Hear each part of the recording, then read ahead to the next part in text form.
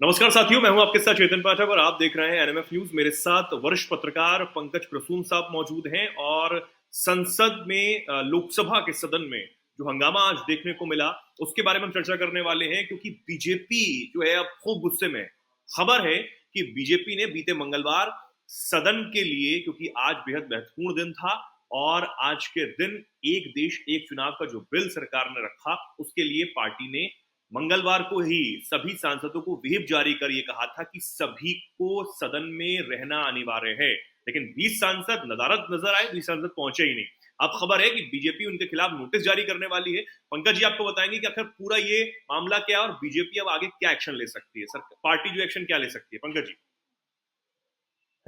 देखिए चेतन, एनडीए के पास total 293 votes हैं लोकसभा में, लेकिन वन नेशन वन इलेक्शन के फेवर में पड़े हैं 269 वोट्स। अब बीजेपी ये देख रही है कि ये 293 माइनस 269, ये बाकी सांसद जो हैं एनडीए के वो कहां हैं। तो बाद में जब खोजबीन की गई तो पता चला कि 20 सांसद भारतीय जनता पार्टी के वो गैर मौजूद थे, और वो तब गैर मौजूद थे जब पार्टी ने ऑलरेडी 3 लाइन का व्हिप जारी किया था और अपने सभी सांसदों से यह कहा था कि आपको आज मौजूद रहना है। अब पार्टी उन सांसदों को नोटिस भेजेगी, कारण बताओ नोटिस, कि आप क्यों नहीं मौजूद रहे। और अगर उनमें से कुछ सांसद ऐसे हुए कि जो जानबूझकर अगर नहीं आए होंगे तो उनके खिलाफ पार्टी का रुख बेहद सख्त है, वो करने वाले हैं।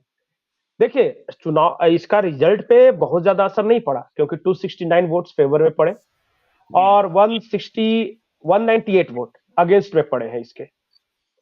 तो इसका मतलब कि पास नहीं होना था, ये दोबारा पेश करने के लिए वोटिंग थी। ये जो दोबारा वोटिंग हुई थी, कुछ लोगों ने मांग की थी कि नहीं, अभी पेश नहीं करना चाहिए, तो पेश होना चाहिए या नहीं होना चाहिए लोकसभा में, इसके लिए वोटिंग हुई थी। तो 269 फेवर में पड़े हैं, मतलब कि पेश होना चाहिए इसके पक्ष में, और 198 विपक्ष में पड़े हैं। भारत में इस वक्त 47 ऐसे राजनीतिक दल हैं जिनका प्रतिनिधित्व है लोकसभा के अंदर, 47, उसमें से 32 पार्टियों ने इसका समर्थन किया है जी। ये भी एक दिलचस्प आंकड़ा है।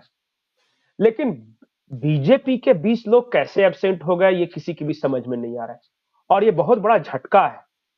जो फ्लोर मैनेजर है, जो फ्लोर मैनेजमेंट करते हैं सदन के अंदर, वो भी, और विपक्ष ने बहुत तंज कसा इसे लेकर। उन्होंने कहा है कि आपकी जो स्ट्रेंथ है उतना वोट नहीं पड़ा आपको।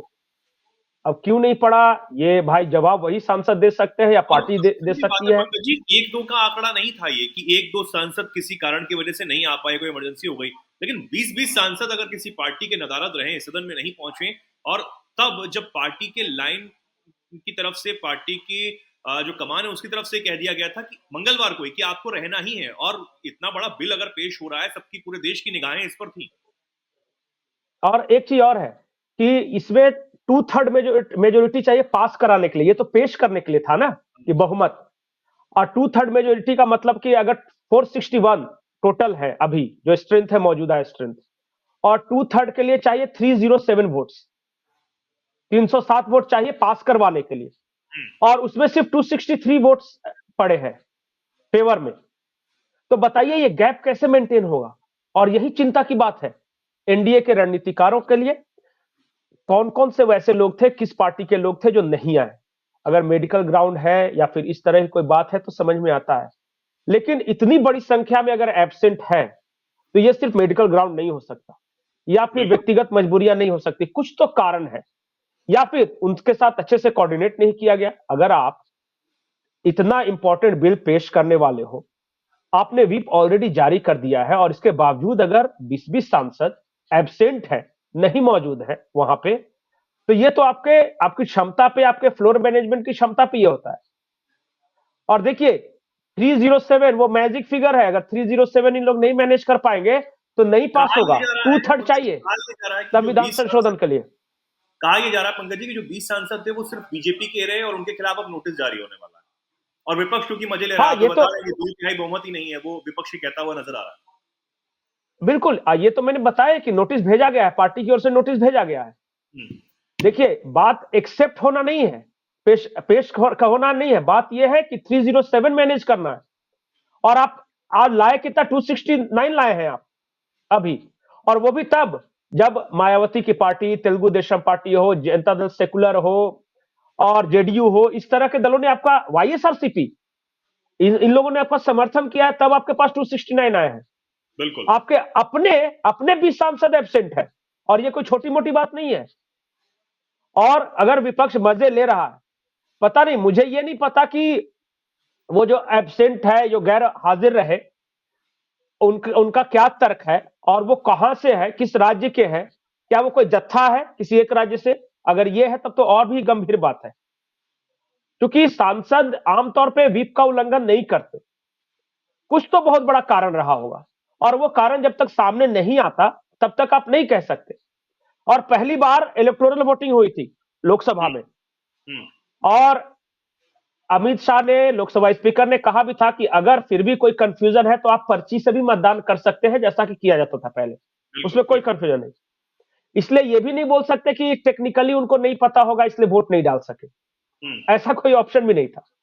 तो ये बहाना भी नहीं चलेगा। अब क्या कारण है, अभी तक तो फिलहाल जानकारी सामने नहीं आई है, लेकिन अगर 20-20 सांसद सत्ता पक्ष के, अमित शाह वहां मौजूद है और सारे फ्लोर मैनेजर मौजूद है, अगर वोटिंग हो रही है, और उस वक्त अगर भारतीय जनता पार्टी के अगर सहयोगी दलों के होते तो फिर हम एक बार डिस्कशन भी कर सकते थे कि ये हुआ होगा, वो सपोर्ट में होंगे, समर्थन में होंगे, विरोध में होंगे। लेकिन यहां तो बीजेपी के सांसद नहीं है, ये इंपॉर्टेंट है।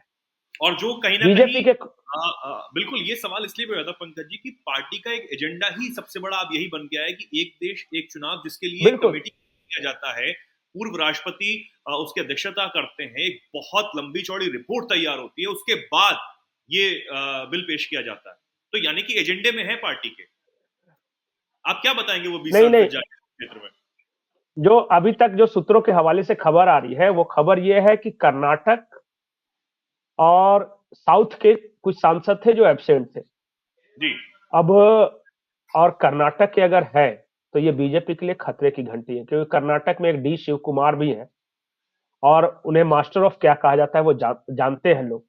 अगर हाँ। ऐसा है, और अगर उस स्तर से कुछ हुआ है, तब ये बीजेपी के लिए खतरे की घंटी। बात सिर्फ वोटिंग की नहीं है, वोटिंग देखिए आज हो गया, पेश होने के लिए ये भी हो गया, उसके बाद जेपीसी को भेज दिया गया है। लेकिन 2/3 की मेजोरिटी की जब जरूरत होगी, और 307 वोट्स की जब जरूरत होगी, तो आप कहां से लाएंगे? और अगर आपके सांसद ही अगर एब्सेंट है, तो आप दूसरे सहयोगी दलों को क्या बोलेंगे? कल को कोई सहयोगी दल बोल सकता है कि आप अपनी पार्टी को मैनेज नहीं कर पा रहे। और ये देखिए, एक तरह से ये इंसल्ट भी है पार्टी नेतृत्व के चेहरे पर, एक तरह से कालिक पोती है इन सांसदों ने। और ये मुझे लगता है कि जो बीजेपी का मौजूदा नेतृत्व है, वो इन सब मामलों को बर्दाश्त नहीं करता। देखिए, नोटिस भेजा गया है, कौन कौन से सांसद हैं, नाम भी सामने आ जाएगा, मीडिया में उनके भी बयान आ जाएंगे कि क्यों नहीं आए थे, क्या कारण है, या सचमुच विरोध करते हैं। अगर विरोध करते होंगे तो इसका मतलब आपने पार्टी व्हिप का उल्लंघन किया। पार्टी व्हिप का उल्लंघन का मतलब कि पार्टी से आपको निकाला भी जा सकता है एक्सट्रीम केसेस में। लेकिन मुझे लगता नहीं है कि अभी फिलहाल बीजेपी इस स्थिति में है कि अपने इतने सारे सांसदों को निकाल सके। लेकिन नोटिस भेजा गया है, देखिए क्या होता है। लेकिन मुझे तो बहुत हैरानी हुई कि 20-20 सांसद भारतीय जनता पार्टी के व्हिप जारी होने के बावजूद, 3 लाइन का व्हिप जारी हो गया था 24 घंटे पहले, इसके बावजूद एब्सेंट कैसे हो गए, किसी की समझ में नहीं आ रहा है। फिलहाल अभी बिल्कुल प्रारंभिक जानकारी है, इसलिए बहुत कुछ इस पे कहा नहीं जा सकता। पहले हमें देखना होगा कि कर्नाटक के अलावा क्या तेलंगाना, आंध्र के भी कुछ सांसद थे भारतीय जनता पार्टी के, अगर उस इलाके के हैं, अगर मैं बोल रहा हूं, तब वाकई बहुत गंभीर स्थिति है, और पार्टी को बहुत जल्दी डिजास्टर मैनेजमेंट करना होगा। ये उतना बिल्कुल। आसान नहीं है जितना दिख रहा है वो। बिल्कुल, और क्योंकि सबसे बड़ी ये बात है कि बीजेपी के लिए यही कहा जाता है, बीजेपी के जो शीर्ष नेता हैं या फिर कार्यकर्ता हैं, जो भी पार्टी के नेता हैं, इस बात को कहते हैं कि ऊपर से नीचे जो बात आती है वो उसी लय में चलती है और सब मानते हैं। और इतने बड़े बिल्कुल। बिल के लिए 20-20 सांसद अगर नहीं पहुंचते हैं 24 घंटे पहले विहिप जारी होने के बाद, बकायदा वो मार्गदर्शन करने के बाद कि आपको पहुंचना ही है, हाजिर नहीं, रहना। अगर आपको एब्सेंट, नहीं, अगर आपको एब्सेंट भी होना है तो आपको पार्टी को प्रायर नोटिस देना पड़ता है, हाँ, पहले बता देना पड़ता है कि देखिए मैं, उसी का। हाँ मैं बीमार हूं, या मेरे हॉस्पिटलाइज है, या कोई फैमिली मेंबर्स हॉस्पिटलाइज है, इसलिए मैं नहीं आया।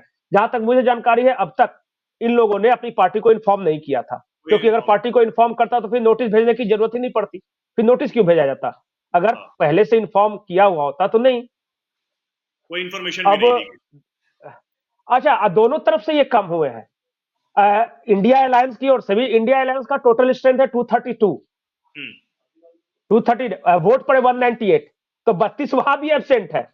इंटरेस्टिंग तो वो भी है कि सत्ता पक्ष से अगर 20 एबसेंट है तो 32 इंडिया अलायंस के भी एबसेंट है। 198 ही उनका पक्ष में आया, जबकि उनके भी स्ट्रेंथ 232 है। अब ये मतलब अगर सत्ता पक्ष की ओर से मोय मोय हुआ तो विपक्ष की ओर से मोय मोय प्रो मैक्स हो गया वो। अब ये तो बेचारे नोटिस भी नहीं भेज पा रहे कि ये पता नोटिस नहीं भी नहीं कौन मिल है पा रहे। क्या है। हाँ, मतलब इनकी मजबूरियां तो ऐसी है कि ये नोटिस तक नहीं भेज पा रहे। तो ये दोनों तरफ से हुआ है, बहुत इंटरेस्टिंग है। इसलिए मैंने कहा कि देखिए क्या है।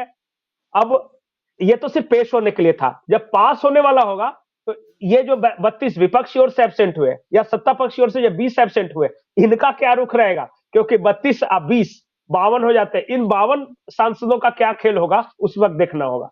उस वक्त देखना इसलिए होगा ये और इंटरेस्टिंग देखने है। वाली बात होगी जो नोटिस जारी किया गया, क्या एक्शन लिया जाता है। फिलहाल के लिए बहुत बहुत धन्यवाद नहीं, पंकज जी जवाब क्या आता है ये देखना होगा। हाँ बिल्कुल, परिणाम क्या आता है। जवाब क्या आता है ये देखना होगा। बिल्कुल बिल्कुल बिल्कुल, बहुत बहुत धन्यवाद पंकज जी इस चर्चा में जुड़ने के लिए। और इस बिल पर भी हमारी नजर बनी रहेगी, हालांकि अभी जो वोट पड़े हैं और आगे इस पर क्या रुख रहता है, नजर हमारी बनी रहेगी, देखते रहिए।